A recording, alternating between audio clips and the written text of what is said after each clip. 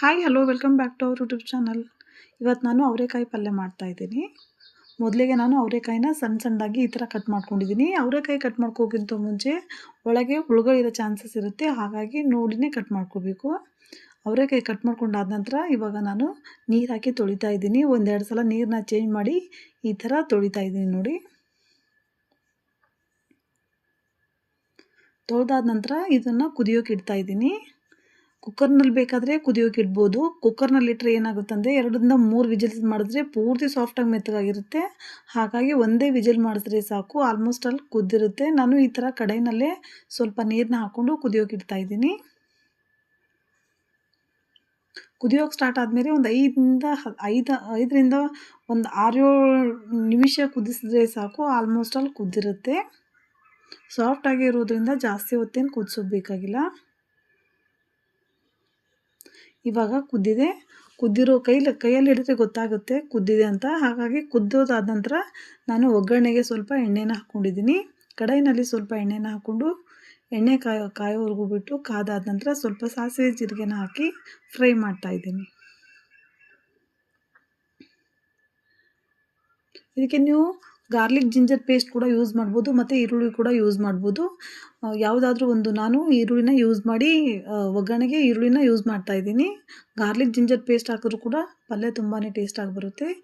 ಈರುಳ್ಳಿನ ಹಾಕಿ ಈ ಥರ ಫ್ರೈ ಮಾಡ್ತಾಯಿದ್ದೀನಿ. ಸ್ವಲ್ಪ ಕೊತ್ತಂಬರಿನ ಹಾಕಿ ಹೀಗೆ ಫ್ರೈ ಮಾಡ್ತಾಯಿದ್ದೀನಿ ನೋಡಿ.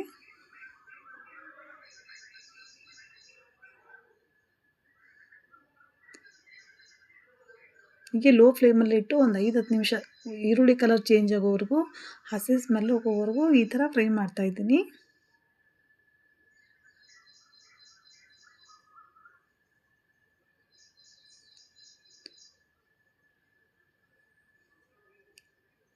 ಇವಾಗ ಆಲ್ಮೋಸ್ಟ್ ಅಲ್ಲಿ ಫ್ರೈ ಆಗಿದೆ.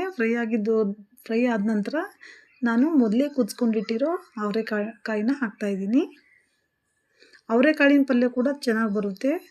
ಇದು ತುಂಬಾ ಬಿರುಸಾಗಿತ್ತಂದರೆ ಒಳಗೆ ದಪ್ಪಾಗಿರುತ್ತೆ, ಒಳಗಿನ ದಾಣಿ ಎಲ್ಲ ದಪ್ಪಾಗಿರುತ್ತೆ ನೋಡಿ ಕಾಳು, ಆವಾಗ ಅವರೆಕಾಳಿನ ಪಲ್ಯ ಮಾಡೋಕ್ಕೆ ಬರುತ್ತೆ. ಇದು ಇನ್ನೂ ಎಳಕಿರೋದ್ರಿಂದ ನಾನು ಅವರೆಕಾಯಿ ಪಲ್ಯ ಮಾಡ್ತಾಯಿದ್ದೀನಿ. ಇವಾಗ ನೋಡಿ ಕುದಿಸ್ಕೊಂಡಿಟ್ಟಿರೋ ಅವರೆಕಾಯಿನ ಹಾಕಿ ಮತ್ತೆ ಮಿಕ್ಸ್ ಮಾಡ್ತಾಯಿದ್ದೀನಿ.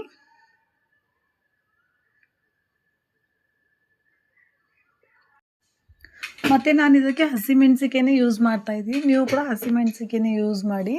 ಹಸಿಮೆಣಸಿಕಾಯಿಂದ ಇದು ಪಲ್ಯ ತುಂಬ ಟೇಸ್ಟಾಗಿ ಬರುತ್ತೆ, ಹಾಗಾಗಿ ಹಸಿಮೆಣಸಿಕಾಯಿನೇ ಹಾಕ್ಕೊಳ್ತಾ ಇದ್ದೀನಿ. ಇವಾಗ ನೋಡಿ ನೀಟಾಗಿ ಈ ಥರ ಮಿಕ್ಸ್ ಮಾಡಿಕೊಂಡು, ಕುದ್ದಿರೋದ್ರಿಂದ ಜಾಸ್ತಿ ಹೊತ್ತೇನು ಕುದಿಸೋದಿಲ್ಲ, ಯಾಕಂದರೆ ಆಲ್ರೆಡಿ ಕುದಿಸೇ ನಾವು ಫ್ರೈ ಮಾಡ್ಕೊಂಡಿರೋದು, ಒಗ್ಗರಣೆ ಹಾಕ್ಕೊಂಡಿರೋದು, ಹಾಗಾಗಿ ಜಾಸ್ತಿ ಹೊತ್ತೇನು ಕುದಿಸಲ್ಲ. ಇನ್ ಕೇಸ್ ಏನಾದರೂ ಡೈರೆಕ್ಟಾಗಿಯೇ ಮಾಡ್ತಾಯಿದ್ರೆ ಅಡ್ವಾನ್ಸ್ ಕುದಿಸ್ಕೊಂಡಿದ್ದಿಲ್ಲ ಅಂದರೆ ಜಾಸ್ತಿ ಹೊತ್ತು ಕುದಿಸ್ಕೋಬೋದು. ಇವಾಗ ನಾನು ಸ್ವಲ್ಪ ಹಸಿಮೆಣಸಿಕಾಯಿ ಖಾರ ಮತ್ತು ಉಪ್ಪನ್ನ ಹಾಕಿ ಮತ್ತೆ ಮಿಕ್ಸ್ ಮಾಡ್ತಾಯಿದ್ದೀನಿ. ಮಿಕ್ಸಿಗೆ ಹಾಕ್ಕೊಂಡಿರೋ ಹಸಿಮೆಣಸಿಕಾಯಿ ಖಾರ ಮತ್ತು ರುಚಿಗೆ ತಕ್ಕಷ್ಟು ಉಪ್ಪನ್ನ ಹಾಕಿ ಮಿಕ್ಸ್ ಮಾಡ್ತಾಯಿದ್ದೀನಿ.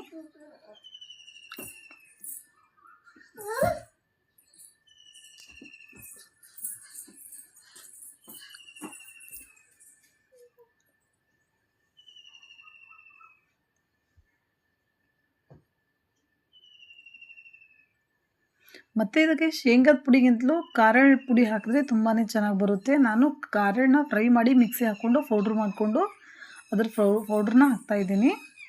ಮತ್ತು ಸ್ವಲ್ಪ ಅರಿಶಿನ ಹಾಕಿ ಈ ಥರ ಮಿಕ್ಸ್ ಮಾಡ್ತಾಯಿದ್ದೀನಿ ನೋಡಿ.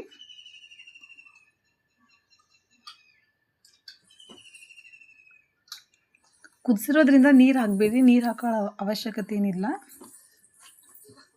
ಈ ಥರನೇ ಒಂದು 2 ನಿಮಿಷ ಇದೇ ಫ್ರೈ ಮಾಡಿಕೊಂಡ್ರೆ ಪಲ್ಯ ರೆಡಿಯಾಗಿರುತ್ತೆ.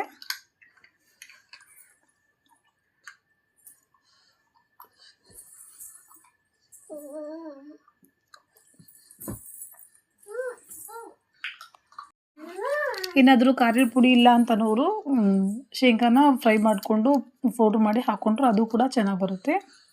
ಇವಾಗ ನೋಡಿ ಫೈನಲ್ ಆಗಿ ನಾನು ಖಾರದ ಪುಡಿನ ಹಾಕಿ, ಖಾರದ ಹಿಂಡಿ ಅಂತ ಹೇಳ್ಬೋದು, ಹಾಕಿ ಈ ಥರ ಮಿಕ್ಸ್ ಮಾಡ್ತಾಯಿದ್ದೀನಿ. ಈ ರೆಸಿಪಿ ನಿಮಗೆ ಇಷ್ಟ ಆಗಿದೆ ಅನ್ಕೋತೀನಿ. Thank you for the watching.